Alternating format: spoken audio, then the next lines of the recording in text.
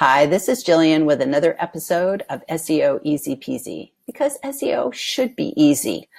Shouldn't have to be a rocket scientist to get your website ranked on Google.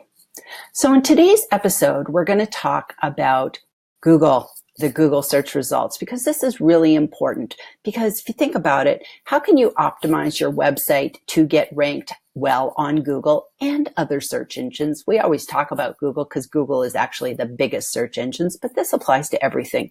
If we don't really understand how the search results are laid out and how they work, we don't really have a good idea of how to optimize our website to be found on Google. So I'm going to walk you through some of the things that you might not intuitively know about how the Google search results work. And it's amazing. We go onto Google every day. We search for things, chocolate chip cookie recipes, or a movie to watch, or a restaurant to go to. And we don't actually pay attention to all the different things that Google serves up to us. So let's go through and look for an example. So I'm going to put in dog kennels is my search word that I put in. And you can see here, we've got the search results. We've got a map and the first three things. I'll tell you about what that all means in a second. And then we have all of our basic search results we see, questions people ask, and then related search results at the bottom of the page. But here's the interesting thing. Look at what I searched for, dog kennels. Google wasn't sure what was my intent when I came here. So they're serving up a lot of different things. Am I looking to buy a physical dog kennel that I would want to put my dogs in? You know, those big black things you keep in your house.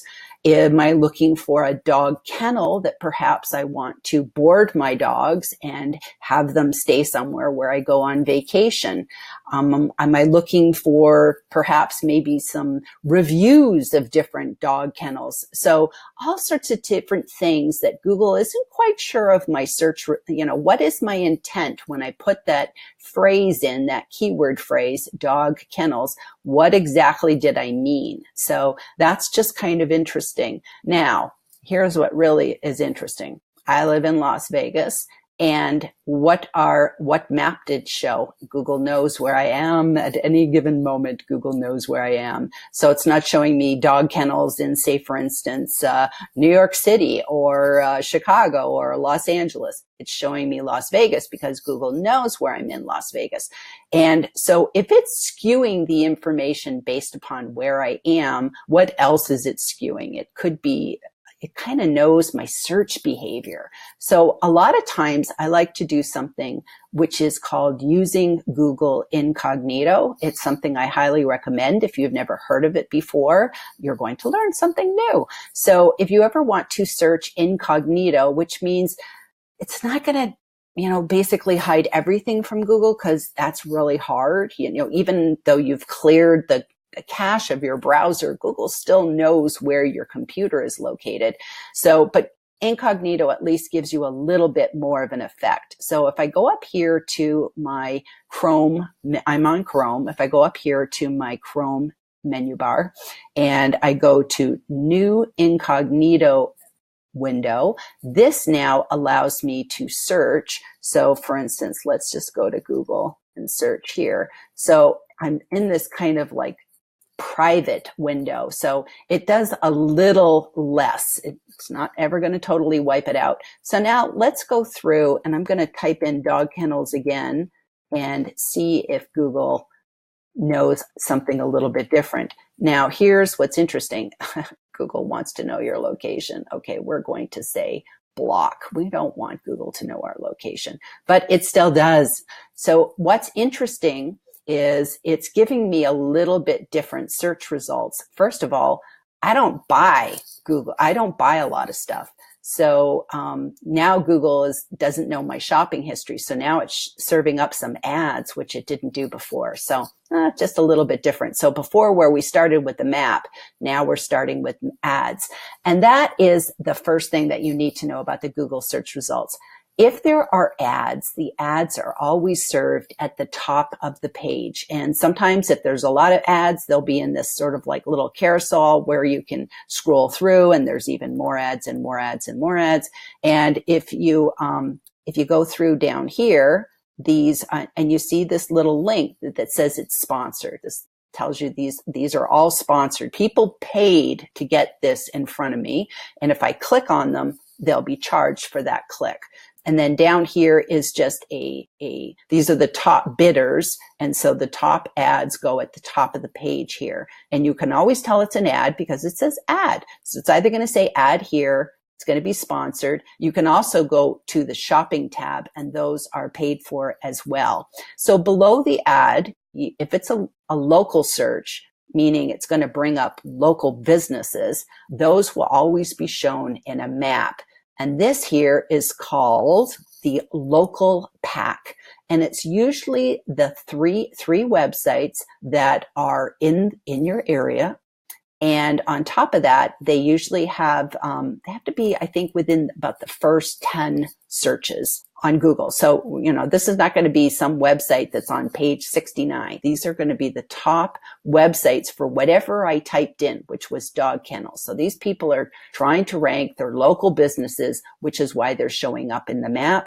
And you know that you can click on their website, you can get directions. This is something that you want to target for. And these folks are in this local pack because they have what's called a Google My Business page. And I'll click on that in just a minute and show you what that is. Because that is definitely, if you have a local business, you want a Google My Business page because that will get you in this local pack here, or give you a chance to get in the local pack. And of course, if I click more places, it's even going to show me more places on the map. But let's just keep going down.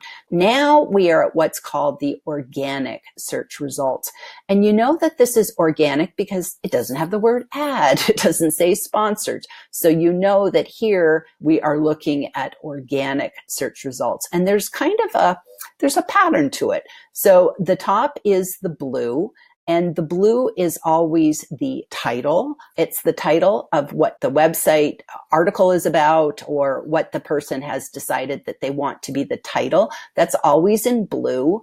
The URL, which is where that place is located on the web. And of course, the title is what you click on and you would go to the search.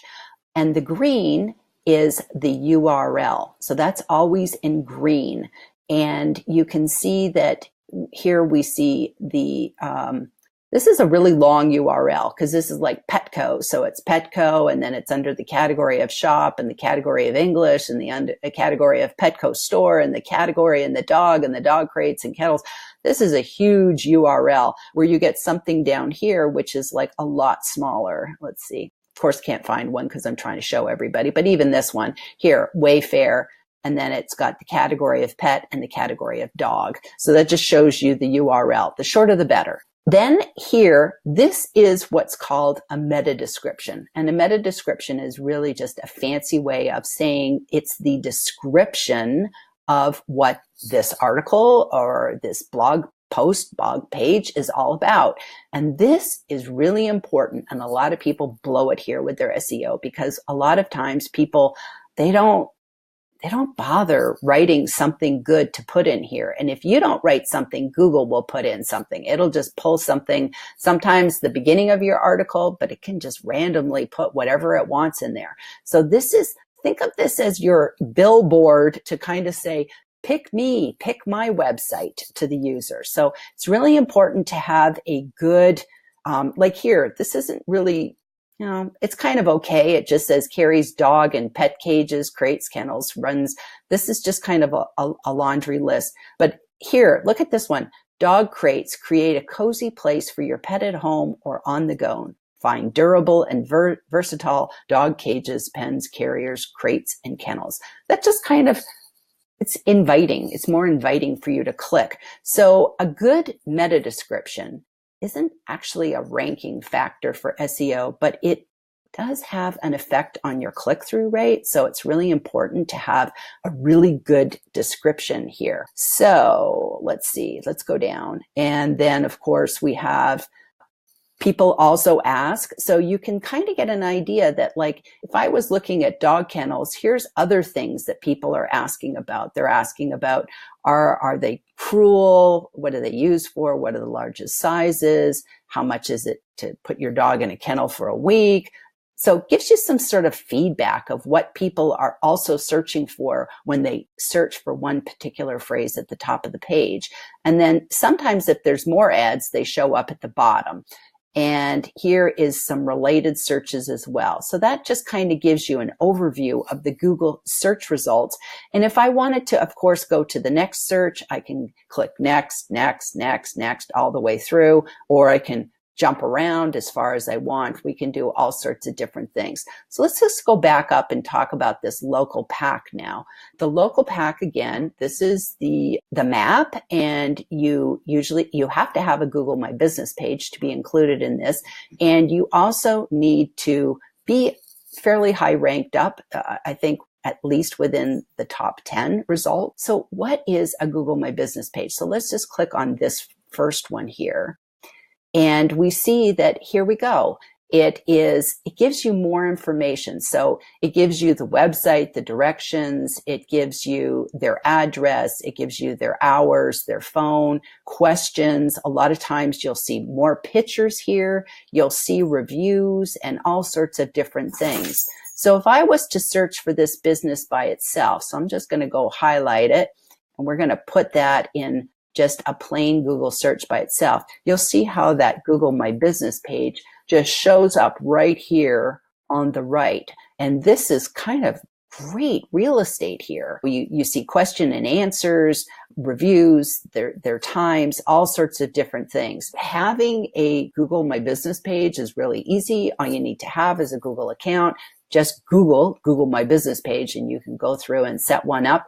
If you are a local business, this is what you want to do. This is primarily for people who are, dog kennels, hairdressers, realtors, insurance brokers. That's the kind of people that want to have. If you have a business with local customers, you want to Google My Business page. Okay, so now I want to talk to you about what is a rich result. So that is moving beyond your standard snippet and something with a little bit more richness to it. So I'm going to go ahead. I'm going to clear our Google search, and I'm going to type in dachshund sweaters as my search.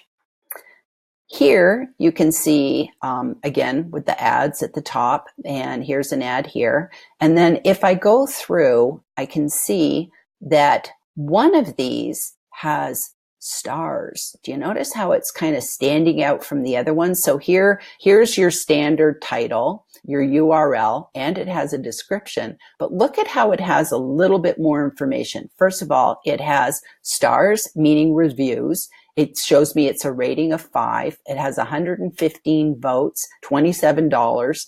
And it's got a really, nice description, cozy fleece sweaters designed to keep those hard to fit dachshund bodies snug and warm. And I can tell you, I have little dachshunds. They like keeping their bodies a little snug and warm. So this is called a rich text, this is called a rich snippet. And in this rich snippet, it is not that this is going to give you more ranking, but it just makes it more attractive that I might want to click through and actually go and check that out. And you might be wondering, so how do you get this? How do you get this? This is using something called schema. Schema is, I kind of call it advanced SEO because it's kind of not something that you want to learn out of the gate, but just know that it's possible down the road if you implement schema on your website, which is structured data so that you're telling Google specific things that you want it to look for. So again, it's advanced SEO. I wouldn't go there as a newbie, but it's just something to tuck away in the back of your head that these rich text results are possible, but it's sort of a down the road thing. But I'm going to show you one that you actually can rank for now, which is called the answer box. So if I go to do a search on dachshund grooming, and here at the very, very top of the page, so I scroll down, there's all my results about dachshund grooming. How do you do it? All the different places to go and all sorts of different things. And here at the very top of the page is called an answer box. And this is something that even newbies can do. We can all do this. Nothing special here. This is about how you structure the content on your page. Now, the caveat is you have to be on the first page of Google to be considered for the answer box. But basically, it's writing your content on your website in a question and answer format. So here, we'll just go to let's just go to their website and see how they did it. So I'm going to open it in a new link so that we can kind of come back to this. And we will see that they probably have something on their page that talks about grooming. So here we go. They've got a nice little page here. And if we scroll down, here we go. So they've set it up as grooming needs. So they've got a heading, and then here's the text. Smooth dachshunds do not require much grooming at all, blah, blah, blah, blah, blah. So this is Google pick them. You know, it's just like, think about when you're writing your blog post or you're writing the copy on your web page, what would be somebody's question? And their question might be, do you have to groom a dachshund? And it says, smooth dachshunds do not require much grooming at all. So it's almost like they're anticipating that somebody might have a question and they're writing the answer. And as such, Google chose them. And if we look, PetWave is in fact on the first page of Google. They're kind of getting a double whammy. So they are here in the organic search results, and they are also at the top of the page in the answer box. So this is a really great thing to think about, writing your content so that it is answering people's questions. Because at the end of the day, that's what we're doing. We're coming to Google, we're typing in questions, and we're looking for the answers. So the more that you can set up your content to be answering questions that you think your customers will be asking, the more likely that if you're on page 1 of Google, Google will also highlight you as this answer box. So that's something that we can all do out of the gate. Another thing that I wanted to show you. So we talked about the Google My Business page, and anything that kind of shows up here on the right side of the page, as you can see, this is all blank. So being on the right side of the page is what we call prime real estate on the Google search results. So a lot of times you have to pay to get there if it's a sponsored ad. You saw earlier on a Google My Business page that if you have a Google My Business page, you show up there. But sometimes you'll see celebrities. So let's go ahead and we're going to put in a dachshund celebrity. So I'm going to put in, oops, no, I didn't mean to put YouTube. Okay, Crusoe the celebrity dachshund.